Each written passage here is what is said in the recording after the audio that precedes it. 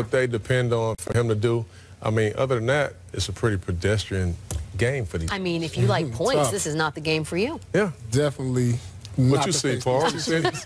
You know, one thing I see, Kyrie, we know he's an MVP candidate, but if Boston's going to go anywhere, play into the spring, their bench has to continue to produce at the level they're producing now. Yep. You got to love what Marcus Smart is doing.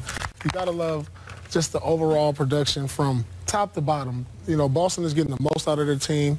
You look at them, they probably have one All-Star this year, most likely, but for them to be in first place and you got one All-Star MVP candidate, it just shows how well they're coached and how well they've kind of like given themselves to the team and the culture around there. I want to ask you guys something, take them behind the scenes for a second, because while we were watching this game in the back, you guys were talking about arenas and cold, and we were thinking this game is lethargic and not a lot of points.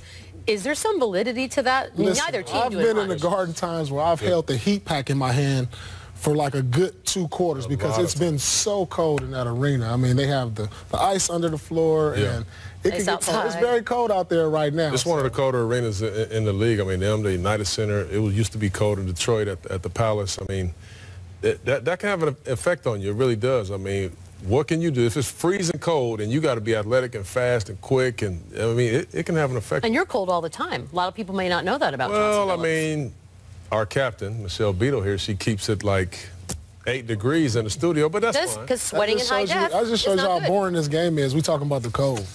These guys got to put some points on the board. Yeah, Come on, put some guys. points on the board. We want to talk about, well, we can talk about Sixers when we come back. John Wall, currently 5th amongst Eastern guards in All-Star voting. Are you surprised it's not higher? Not really, because he's missed a lot of games. He's missed a lot of games, but he'll inch up there. He's back. It's a popularity contest, though, too. You know. We'll be back.